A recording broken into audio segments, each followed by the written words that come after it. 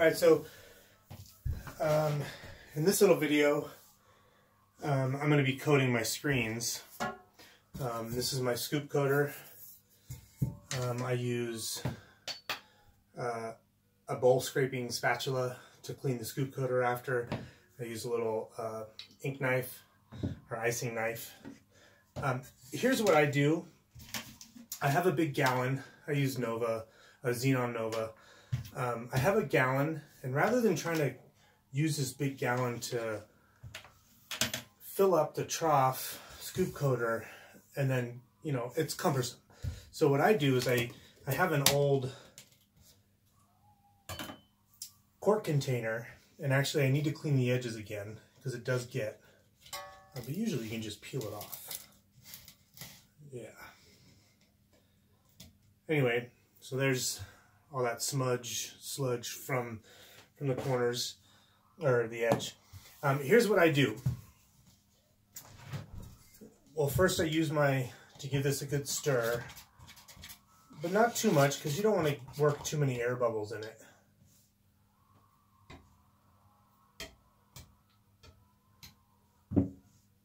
All right, so if you just poured this out and lifted it back up, you'd have a mess dripping down your emulsion container. Here's what I do. I twist my wrist all the way, and then I'm going to pour, and when I come back up, I'm going to twist so it cuts off. So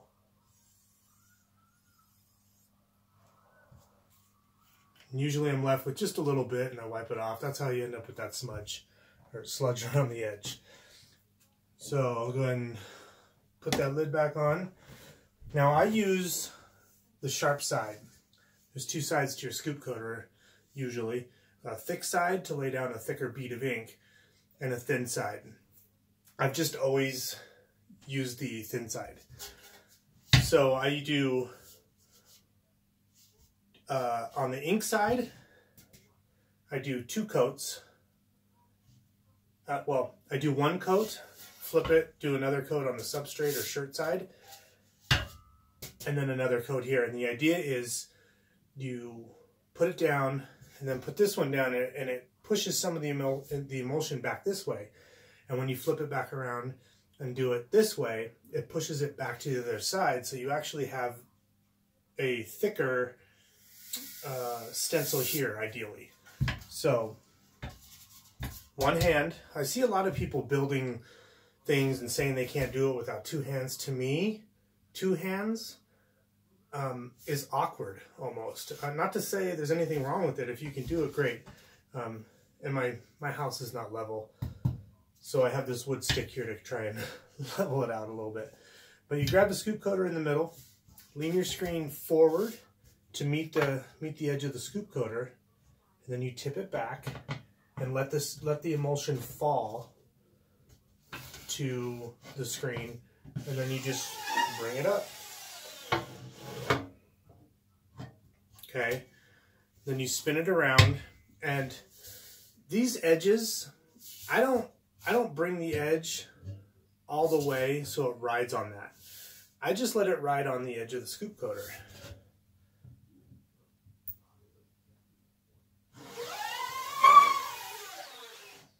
Bring it back, cut that off.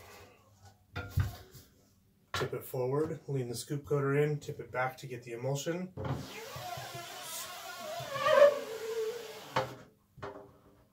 Let the emulsion ride back in the scoop coater and cut it off. And you want that to be a nice glossy shine for your coated screen. I'll just kind of go through these really fast.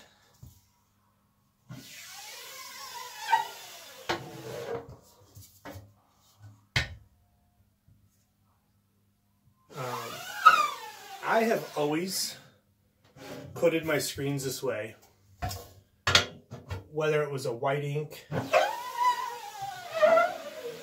black ink, water base, and that doesn't necessarily make it right.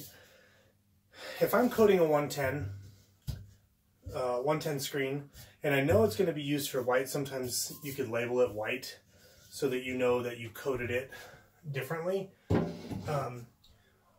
You could double or triple coat the backside so there's a thicker well. That also means that you have to burn it differently, time-wise,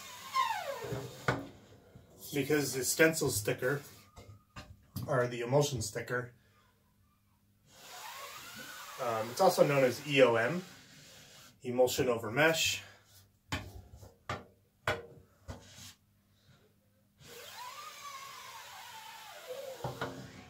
This screen, now that I'm looking at it, oh, it's not very healthy. There's something. Get that off of there. And then I'll just do that again really quick.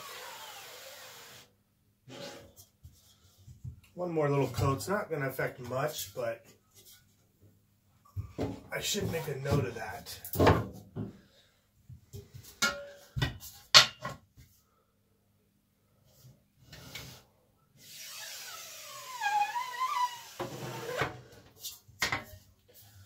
Finish these two.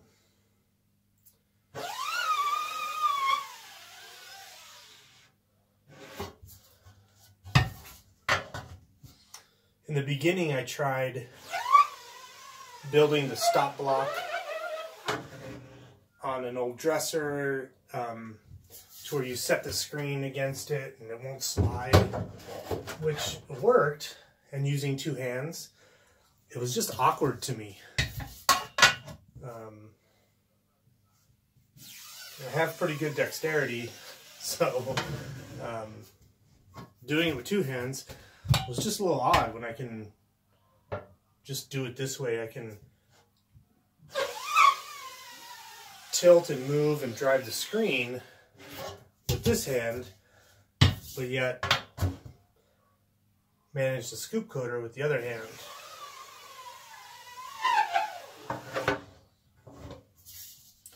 Alright, so I'm all coated.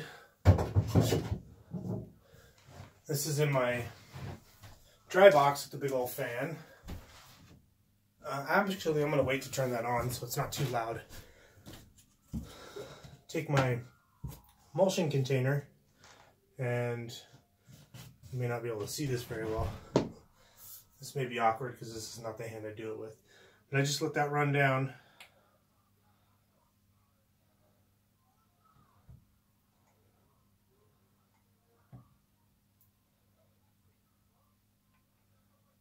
Try and save all the emulsion you can.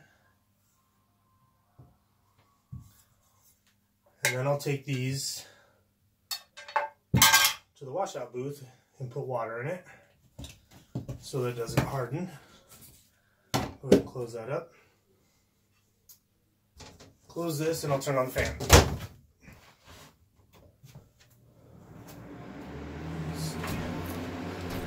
Let's see if we can get you a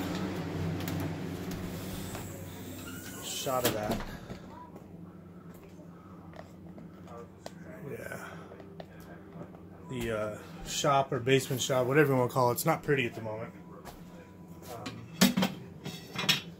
So I actually keep, I need to change it, but I keep a bucket. It's like an old yogurt bucket or whatever it is. Just a bucket of water. I just slide those in there so I don't have to get to those right away. Let me see. And then I will hit this. And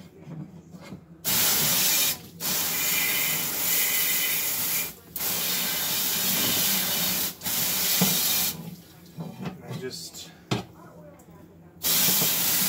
drive it out, wash it out.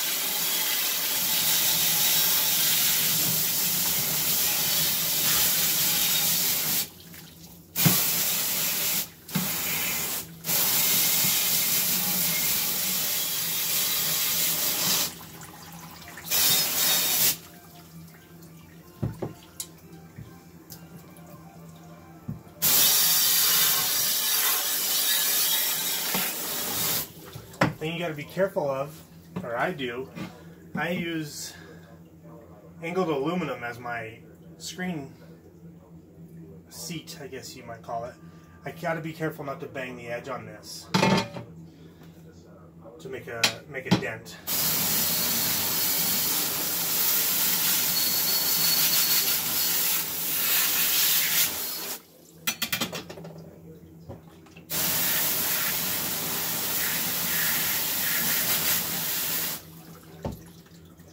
All right.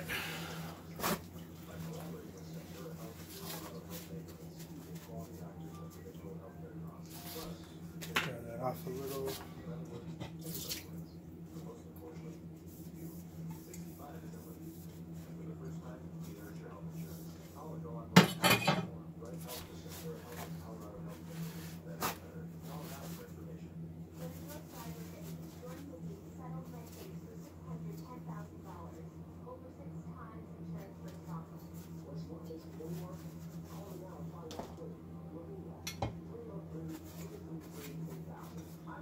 I always dry, really dry, my scoop coater. I don't want to ruin it. I've actually had this scoop coater since I bought my equipment in 2008.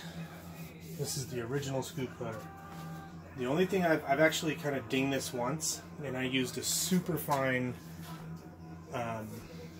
sandpaper that I got with.